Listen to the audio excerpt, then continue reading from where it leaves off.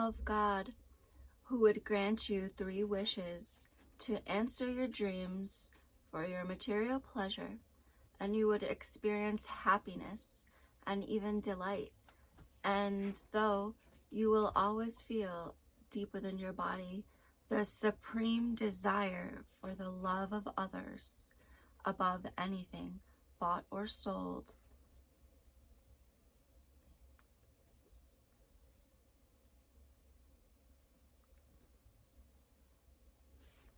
for thousands of years, Aleppo and Baghdad have been cultivated with trades and goods simultaneously from the far east horizons of the world to the far west horizons of the world.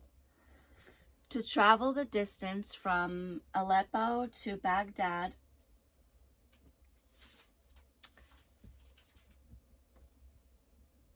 would be 8 days of walking across 700 kilometers of rivers, deserts, highlands, and lowlands.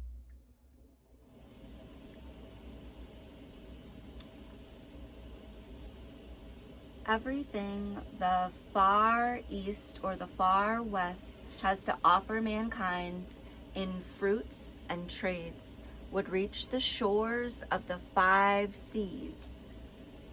1, 2, 3, 4, 5. Which surround this center land where 2 rivers flow.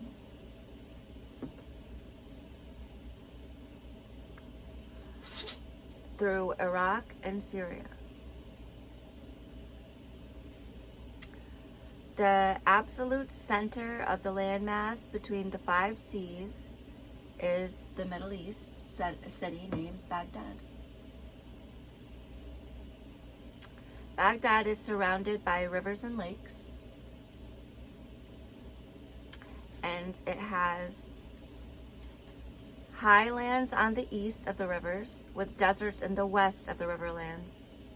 To travel from the west to the east or from the east to the west on the center of the landmass between the 5 middle seas is a trade route connecting Aleppo to Baghdad.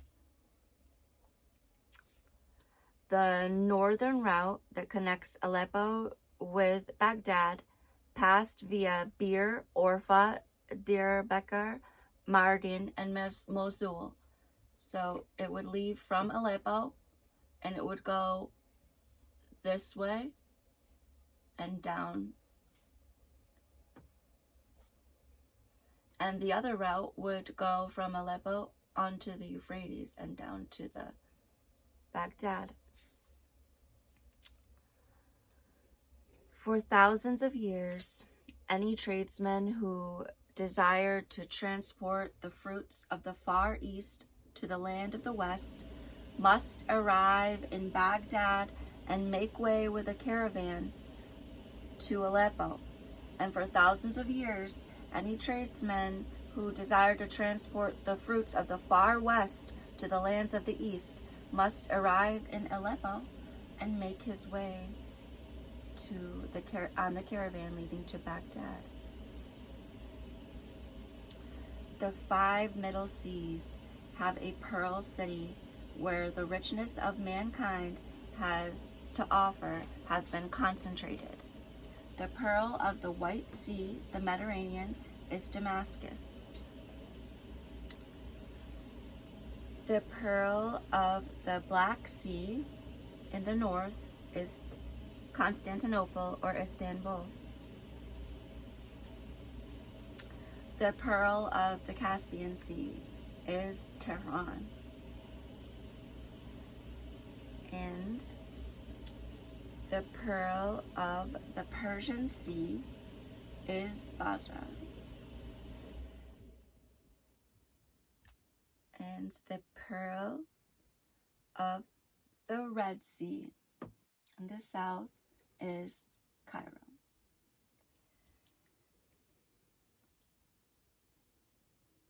The riverlands Aleppo is on the shores of the Western Sea,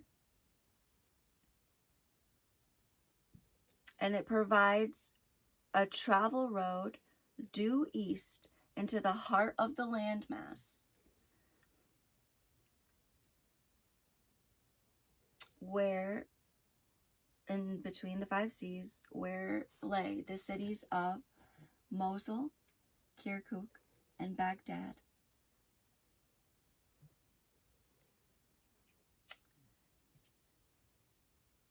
The riverlands of Iraq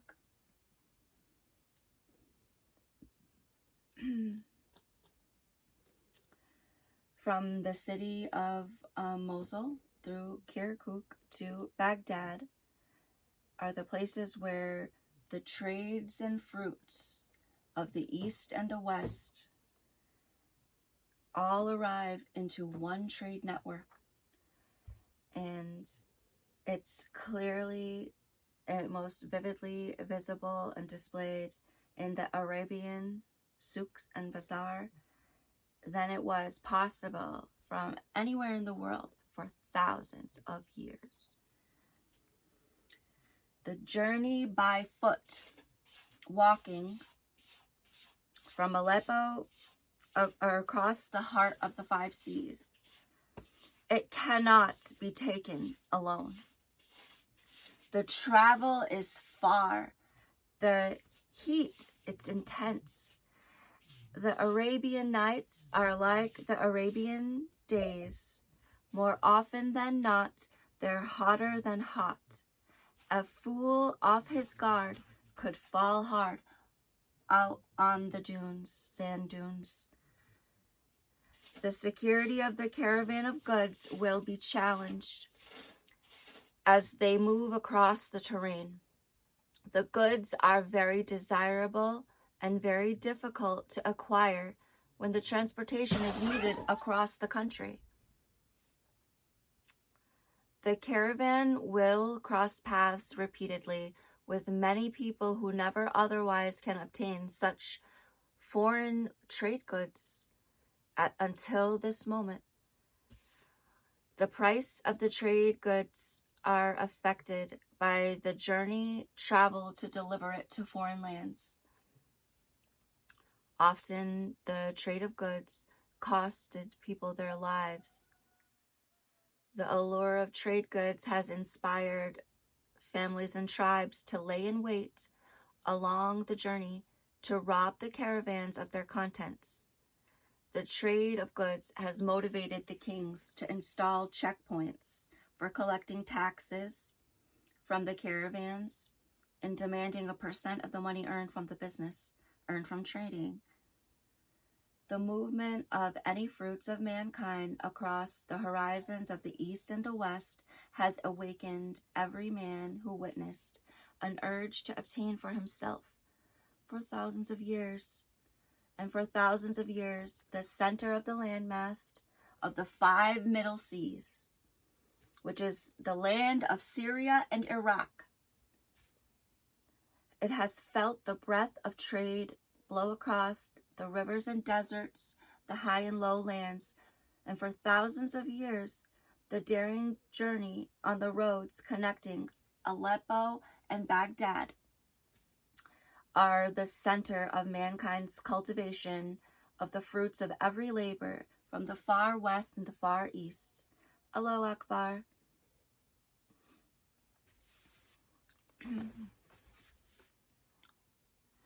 We have not failed to see the current events.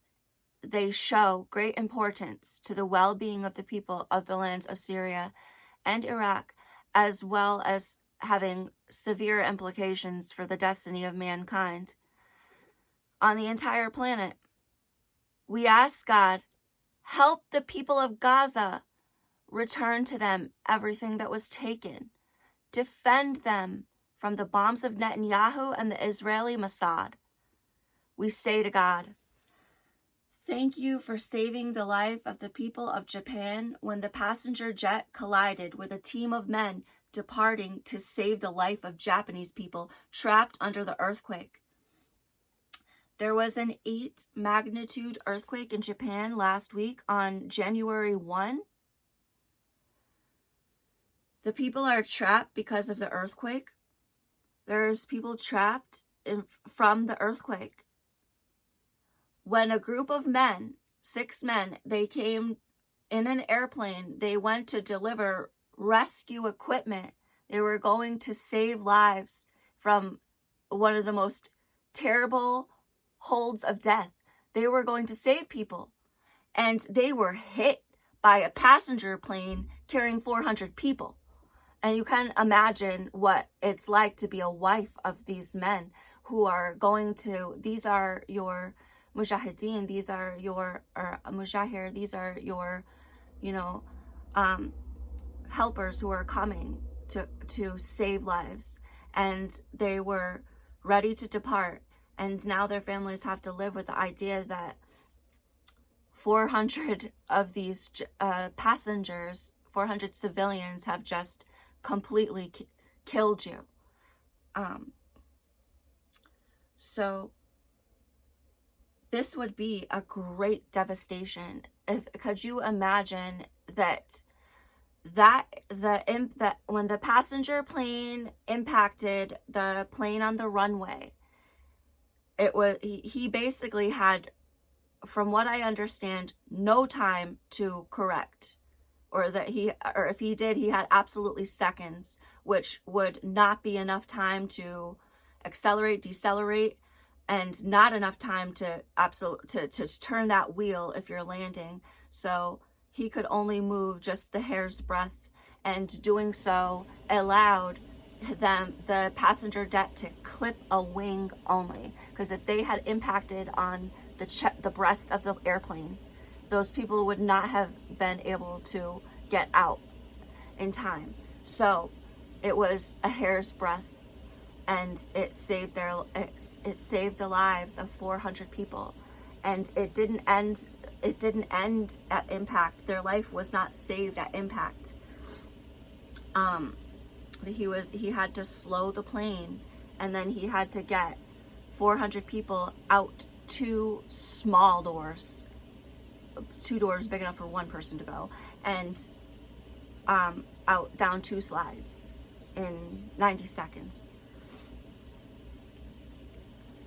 The passengers, the Japanese, the people of Japan, the civilian passengers of Japan, they showed us how fast a group can move in unison, and what a tremendous life force 400 people can be.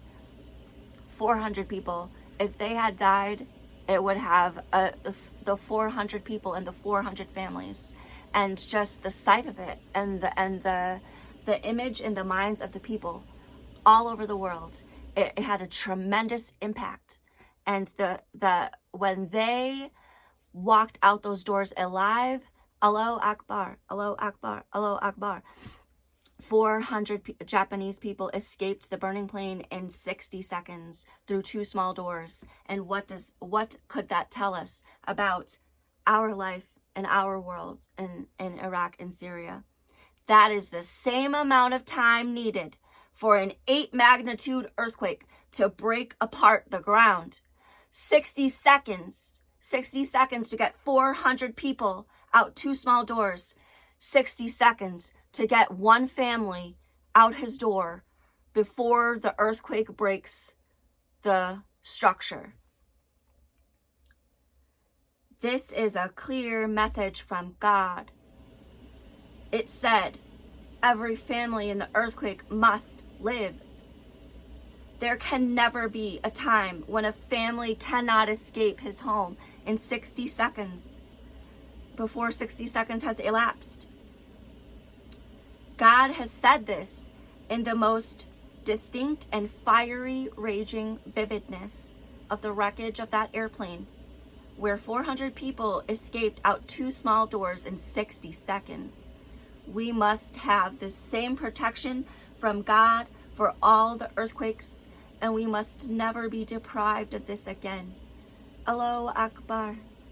Your loving daughter, Catherine L. Wan, and this was written yesterday, on January 7th.